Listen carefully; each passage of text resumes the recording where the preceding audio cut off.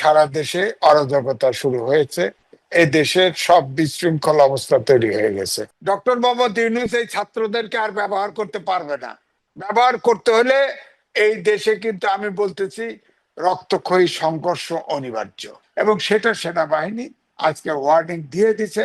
আপনি দেখবেন এই ডিসেম্বরে নির্বাচন না হলে এই সরকারের পতন ঘটবে এবং এই প্রেস সেক্রেটারি দেশে থাকবে না। সেনাপ্রধান জেনারেল ওয়াকারুজ্জামানের একটি অফিসার্স অ্যাড্রেস নিয়ে বেশ আলোচনা হচ্ছে, যদিও আইএসপিআর থেকে ফরমালি কোনো কিছু গণমাধ্যমকে জানানো হয়নি।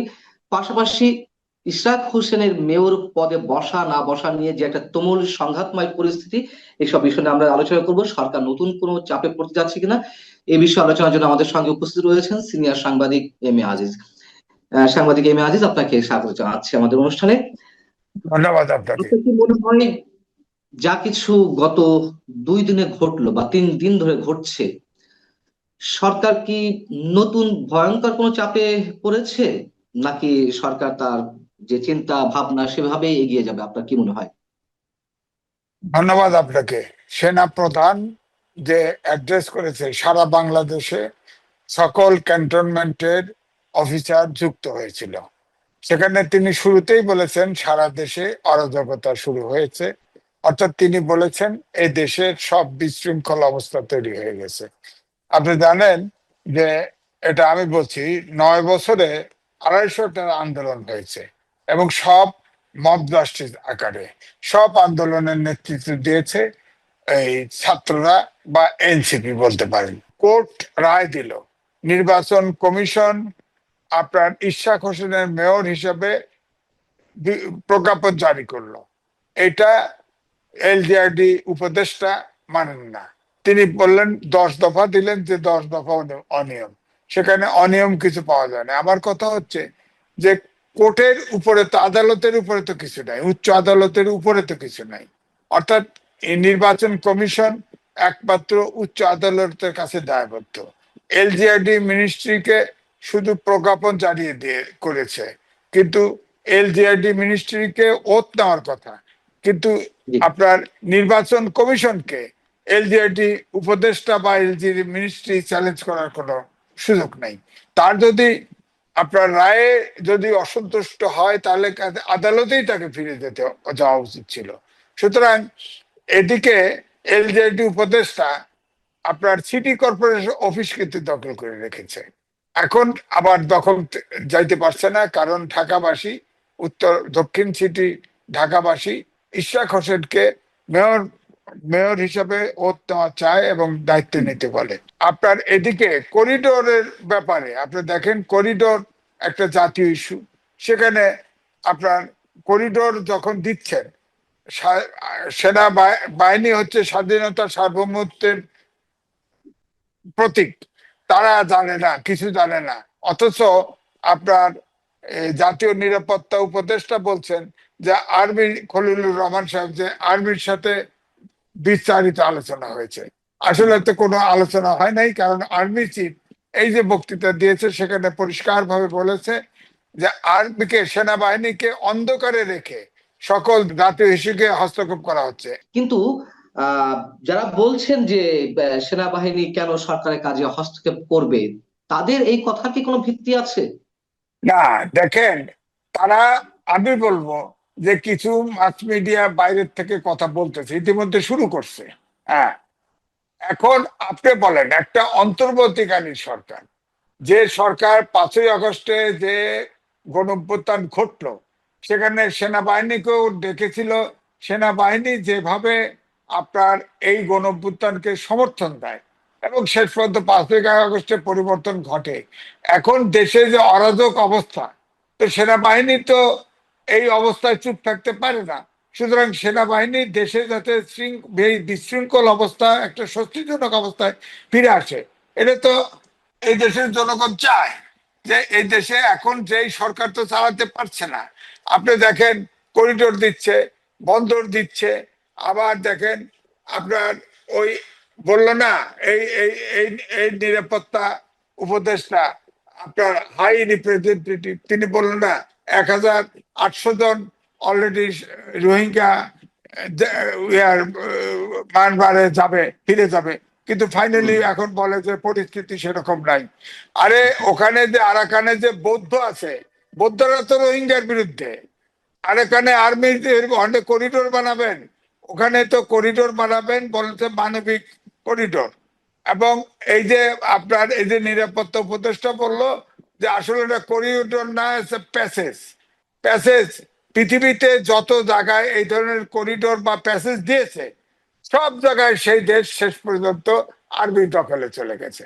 সুতরাং আমরা এই করিডোর আমরা দিতে পারবো না। অন্তর্বর্তীকালীন সরকার কোন রাজনৈতিক দল কোন স্টেক হোল্ডারের সাথে, যেমন আর্মি, আপনি যখনই করিডোর দিবেন ওখানে তো আর্মি পাহারা দিতে হবে। তা আর্মি তো জানে না কিছু, আর্মিতে তো আর্মি বলবে না। আর স্বাধীনতা সার্বভৌমত্ব একটা অংশ একজনের সাথে এগ্রিমেন্ট করে দিয়ে দিবেন, তা আর্মি কথা বলবে না? হ্যাঁ, অবশ্যই বলবে। এবং সেই জন্য এই দেশে দেশকে স্বাধীনতা সার্বভৌমত্ব রক্ষার্থে সেনাবাহিনী আমি মনে হয় যে সঠিক কাজটি করেছে। কারণ এই অন্তর্বর্তীকালীন সরকার তাদের কোনো জাতীয় ইস্যুতে এইভাবে এগ্রিমেন্ট করা বা অন্য পোর্ট বন্দর করিডোর এগুলো দিয়ে দেওয়ার এখতিয়ার তাদের নাই। বন্দর ইস্যুতেও কথা বলেছেন। তিনি বলেছেন যাই কিছু ঘটুক না কেন সব স্টেক হোল্ডারের সঙ্গে আলোচনা করে রাজনৈতিক দলগুলোর সঙ্গে আলোচনায় বসে সিদ্ধান্ত নিতে হবে, এবং রাজনৈতিক দলগুলো সে কথা বলে আসছে। আপনার কি মনে হয় যে সেনাপ্রধানের এই বক্তব্যের পরে সরকার সঠিক পথে হাঁটবে? না, হাঁটবে না। কারণ আমি এটাকে বলি আন্তর্জাতিক সরকার। কারণ আচ্ছা। এই ডক্টর মোহাম্মদ ইউনূস তিনি 4টা দেশের নাগরিক। এবং এই অন্তর্বর্তীকালীন সরকার ডক্টর মোহাম্মদ ইউনূসের সহযোগী 17 জন বিদেশি নাগরিক আছে। অর্থাৎ এরা সব বিদেশের স্বার্থ রক্ষা করবে, দেশের স্বার্থ রক্ষা এই সরকার আর করছে না। এই দেশে আপনি খেয়াল করে দেখেন, ক্লাস 8 থেকে শুরু করে মাস্টার ডিগ্রি পর্যন্ত ছাত্ররা এই আন্দোলন সংগ্রামে আছে। এবং তারা মব জাস্টিস সব জায়গায় শক্তি প্রয়োগ করতেছে এবং ইউনূস সাহেব সেটা দাবি মেনে নিচ্ছে।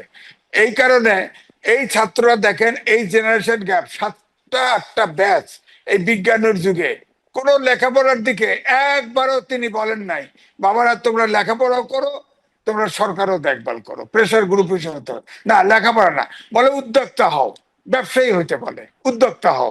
আপনি বলছেন যে সরকার সে পথে হাঁটবে না, এবং তার লক্ষণও আমরা দেখেছি। এর আগে সেনাপ্রধান 25শে ফেব্রুয়ারি তো বক্তব্য দিয়েছিলেন। তিনি ইনক্লুসিভ নির্বাচনের কথা বলেছিলেন, ডিসেম্বরের মধ্যে নির্বাচনের কথা বলেছিলেন। তিনি সবাইকে সতর্ক করে দিয়েছিলেন যে নিজেরা নিজেরা কাদা ছোড়াছুড়ি করলে স্বাধীনতা সার্বভৌমত্ব হুমকি মুখে পড়তে পারে। তারপর আমরা দেখলাম যে ছাত্ররাও সেনাবাহিনীকে আক্রমণ করে কথা বলছিল, আর সরকার তার নিজের মতো করে কাজ করে যাচ্ছিল। সেনা প্রধানের এই বক্তব্যের পরেও যদি আমাদের বোধোদয় না হয়, তাহলে কি হতে পারে? না, এটার দায়িত্ব ডক্টর মোহাম্মদ ইউনূসের, ছাত্রদেরকে শান্ত রাখা, আর্মিকে একটু একটু ট্রেনিং। কোন সময় কাউকে চুমু খাওয়ার জন্য দেওয়া হয় না। আপনি দেখেন শ্রমিকরা আন্দোলন করছিল, সেটাকে নিয়ন্ত্রণ করার দায়িত্ব ছিল পুলিশের। পুলিশ অসংগঠিত ছিল, তখন আর্মি নিয়োগ করছিল, আর্মি কিন্তু শ্রমিক গুলি করে মেরে ফেলছে। এখন যে এই যে বিশেষ করে পাটোয়ারি সাহেব আরো একবার ধমক দিছে যে সেনানিবাস ঘেরাও করা হবে, সেদিন আমি বলেছিলাম যান ঘেরাও করতে। আর্মির অর্থাৎ সেনাবাহিনীকে চুমু খাওয়ার জন্য ট্রেনিং দেওয়া হয় না, মানুষ হত্যা করার জন্য ট্রেনিং দেওয়া হয়। এবং আপনি এই ডিসেম্বরের ভিতরে যদি নির্বাচন না দেয় তাহলে কিন্তু অবশ্যই এই সরকারের পতন ঘটবে, এটা আমি নিশ্চিত। কারণ তখন অবশ্যই দেখবেন যে সেনাবাহিনী নির্বাচন করিয়ে দিবে। সুতরাং এটা হুঁশিয়ার হওয়া দরকার।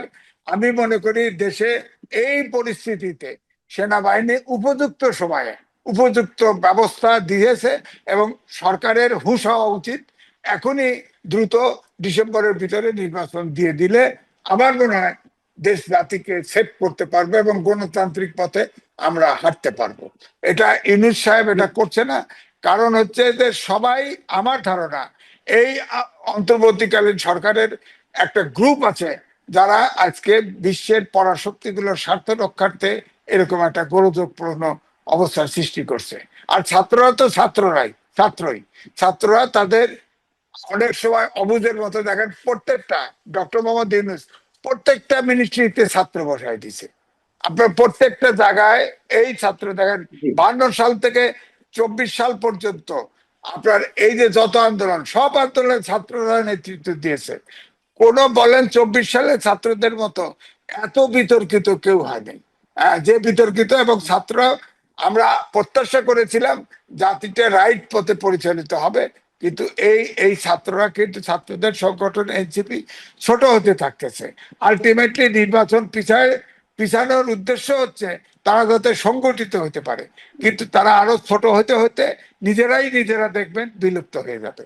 আমি আপনার কথার একটা কারেকশন আমি ঠিক দিব না, বোধহয় আপনি কথাটা অসমাপ্ত রেখেছেন। সেনাবাহিনীকে তো ট্রেনিং দেওয়া হয় শুধুমাত্র মানুষ হত্যার জন্য না, মানুষের জীবন উদ্ধারের জন্য ট্রেনিং দেওয়া হয়, না, এমনটাই তো বলতে ঠিক আছে, চাচ্ছেন? জি আমি জি হ্যাঁ এমনটাই বলতে চাচ্ছিলাম। অর্থাৎ জি ক্রাইসিসে, যে কোনো ক্রাইসিসে আপনার সেনাবাহিনী আপনার আমাদের সব সময় জাতির পক্ষে দাঁড়াবে, এটি দাঁড়াবে। রাইট। আমি বলছি, যখন আপনি সেনানিবাস ঘেরাও করতে যাবেন, তখন কি আপনাকে চুমু খাবেন নাকি সেনাবাহিনী?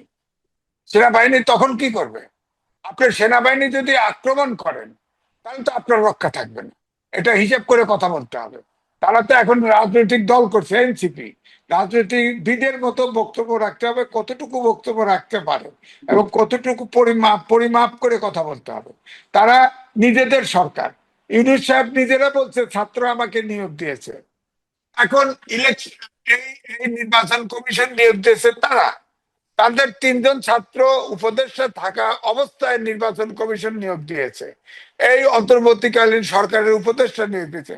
এখন তাদের খুশি হয়েছে, তাদের পছন্দ হয় নাই।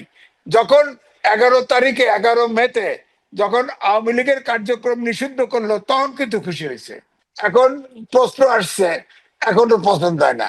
এখন যখন ইচ্ছা করছেন, যখন বলে যে আদালতের রায়, আপনি আদালত রাখবেন না, আইনের শাসন রাখবেন না, সুশাসন রাখবেন না, গণতন্ত্র রাখবেন না, সব কি মব জাস্টিস করে আপনি সব আদায় করে নেবেন? এইখানে এই সময় দরকার, যেহেতু মব জাস্টিস তো আমি করতে পারবো না, অবশ্যই মব জাস্টিস ঠেকাইতে আর্মিরই দরকার। কারণ 5ই আগস্টের পরিবর্তনের সময় আর্মির রোল ছিল, পজিটিভ রোল ছিল। এখনো দেশ রক্ষার্থে আর্মির পজিটিভ রোল থাকতে হবে। ইশরাক হোসেনের বিষয় যেটা বলছিলেন, আমি শুরুতে যে বিষয় দুটো উল্লেখ করছিলাম, সেনা প্রধানের বক্তব্য এবং ইশরাক হোসেনের যে আন্দোলন, সব মিলিয়ে আপনার কি মনে হয় সরকার চাপ অনুভব করছে না? যেহেতু আপনি বলেই দিয়েছেন যে সরকার তার পথে হাঁটবে, এবং আমাদেরও সেটি মনে হয় যে সেনা প্রধানের 25 ফেব্রুয়ারির বক্তব্য বা তার পরবর্তীতে করিডোর নিয়ে যে আলোচনা আমরা দেখলাম, যে মঙ্গলবার রাতে 3 বাহিনী প্রধানের সঙ্গে প্রধান উপদেষ্টা বৈঠকে বসেছিলেন, যদিও বলা হচ্ছিল সরকারের পক্ষ থেকে যে আইন শৃঙ্খলা রক্ষা সংক্রান্ত কমিটির বৈঠক, আহ আসলে সে সবকিছুই না। কিন্তু এরপরও কেন সেনাবাহিনীর পালস, জনগণের পালস সরকার বোঝার চেষ্টা করছে না? এবং আমরা বুধবারও দেখলাম যে ছাত্রদের সমন্বয়ে যে রাজনৈতিক দল জাতীয় নাগরিক কমিটির ইসি ঘেরাও, এবং সেখানেও এক ধরনের মবের সিচুয়েশন তৈরি করা হচ্ছিল, ব্যারিকেড ভেঙে মানে সরিয়ে নির্বাচন কমিশনের প্রধান ফটকের সামনে গিয়ে অবস্থান করা, এসব। এই জন্য তো আর্মি চিফ বলে দিচ্ছে যে আর কোন মব ভায়োলেন্স সহ্য করা হবে না, ফুল স্টপ। এটা বোঝা উচিত, বোঝা উচিত। ডক্টর মোহাম্মদ ইউনূস এই ছাত্রদেরকে আর ব্যবহার করতে পারবে না। ব্যবহার করতে হলে এই দেশে কিন্তু, আমি বলতেছি, রক্তক্ষয়ী সংঘর্ষ অনিবার্য। সুতরাং উনি ভালাই ভালাই নির্বাচন ডিসেম্বরে দিয়ে দিক, রোডম্যাপ ঘোষণা করে দিক, দেশে স্বস্তি ফিরে আসুক, শান্তি ফিরে আসুক, বল প্রয়োগ করে দেশে শান্তি ফিরে আনুক। এটা আমরা চাই না। কারণ 5ই আগস্টে ছাত্র জনতা জীবন দিয়েছে গণতন্ত্রের জন্য, আইনের মানবিক একটা বাংলাদেশের জন্য, আইনের শাসন সুশাসনের জন্য। আমরা সেটা ফিরে পেতে চাই। সুতরাং আমি চাই না যে এই মব জাস্টিস বন্ধ করার জন্য কোনো শক্তি প্রয়োগ করা হোক। যেখানে মঙ্গলবার রাতে বৈঠক হলো, বুধবার দুপুরে এসে নিরাপত্তা উপদেষ্টা সংবাদ সম্মেলন করলেন, করিডোর ইস্যুতে তাদের অবস্থান জানিয়ে দিলেন, যদিও কণ্ঠস্বর একটু নরম দেখলাম আমরা, তারপরও করিডোরের বিষয়ে তারা মোটামুটি একটি বিষয় সিদ্ধান্ত নিয়েই আছে। এটি ছাড়া কি তাদের কোনো বিশেষ ক্ষতি হবে এটি না দিলে? না, বিষয়টা হচ্ছে যে হয়তো তারা, এটা তো আমরা জানি না পর্দার অন্তরালে কোথায় কি কথা দিছে, যে আমাকে সরকারে রাখা, 5 বছর 10 বছর একবার স্লোগান উঠছে না যে প্রধান উপদেষ্টা হেঁটে গেলে, অনেক উপদেষ্টা হেঁটে গেলেও পাশ দিয়ে বলে 5 বছর চাই, আজীবন চাই। এখন কিন্তু সমালোচনার কারণে এটা বন্ধ হয়েছে। তো সুতরাং তাদের, আমার মনে হচ্ছে চেয়ারের আকাঙ্ক্ষাটা এত বেশি। আর ডক্টর মোহাম্মদ ইউনূস তো সারা বাংলাদেশকে একটা ব্যবসার কেন্দ্র বানা দিচ্ছে, এই দেশটাকে। সুতরাং এখানে সে সহজে ক্ষমতা ছাড়তে চাচ্ছে না। আপনি দেখেন তার, আপনার গ্রামীণ ব্যাংক এমডি আইনে আছে 60 বছরের রিটায়ারমেন্ট, অথচ উনি ওটা এমডি থাকবেন। তাকে কিন্তু ফ্যাসিস্ট সরকার উপদেষ্টা বানাতে চাইছিল শেখ হাসিনা, না ওটা না, তার এমডি থাকতে হবে। শেষ পর্যন্ত তাকে সে সুপ্রিম কোর্ট পর্যন্ত গেছে, সে জিততে পারে নাই। এটা তো সত্য, সে থাকতে চাইবে কেন?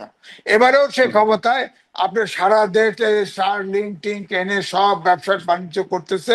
সে এইটা একটা ব্যবসা কেন্দ্র বানাইছে এবং বিশ্বের কাছে দেখাইতে চায় যে আমি ভিন্ন একটা দেশ গড়ে তুলতেছি। কিন্তু এটা আমার মনে হয় যে অনাচার সে শুরু করে দিছে এবং দেশটার ভিতরে যে বিরোধ, আপনি দেখেন আগে এই সরকারটা তো সব রাজনৈতিক দল জনতার সরকার ছিল, একমাত্র আওয়ামী লীগ ছাড়া। এখন দেখেন সবাই বেসুরো কথা বলে।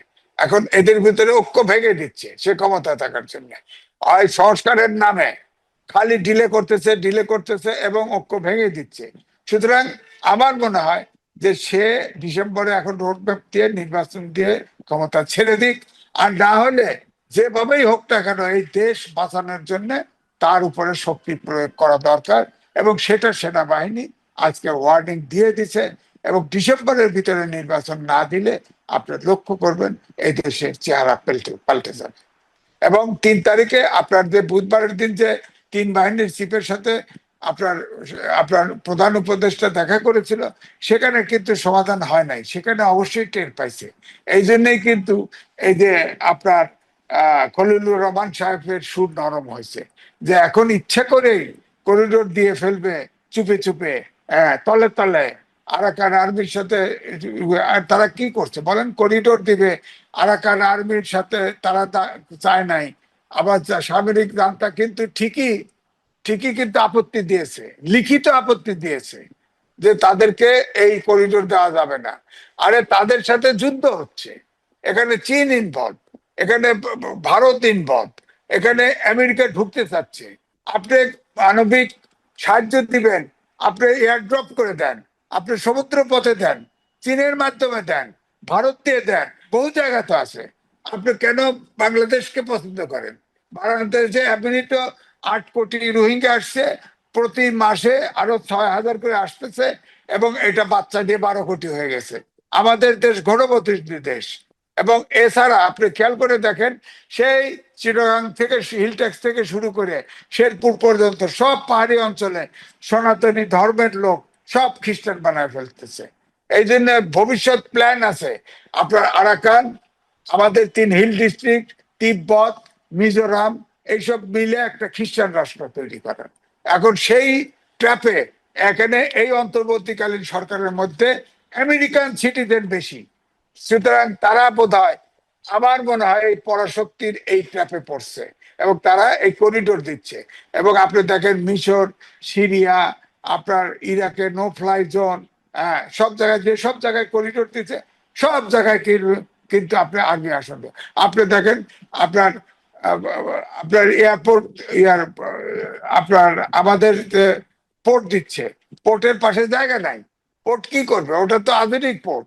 আপনি নিজে করেন বিদেশে, হ্যাঁ পোর্ট দিবেন, কিন্তু আপনি কোন স্টেক হোল্ডারের সাথে কথা বলবেন না। অন্তর্বর্তীকালীন সরকার, আপনার কিন্তু জাতীয় ইস্যুতে আপনি সিদ্ধান্ত নেবেন কি করে? আপনি বলেন যে আপনি এক্সিকিউটিভ দায়িত্ব, ডে টু ডে অ্যাফেয়ার্স চালাবেন। আপনি দেখেন প্রেস সেক্রেটারি, আপনি দেখেন কিভাবে এসে, মানে দেশের মালিক, আপনি আপনি তার মুখে কোনোদিন হাসি দেখেছেন?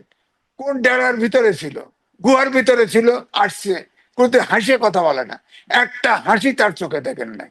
আপনি দেখবেন এই ডিসেম্বরে নির্বাচন না হলে এই সরকারের পতন ঘটবে এবং এই লোক, এই প্রেস সেক্রেটারি দেশে থাকবে না, ওই ইউনূস সাহেব নিয়ে ভেজে যাবে, আপনি দেখবেন।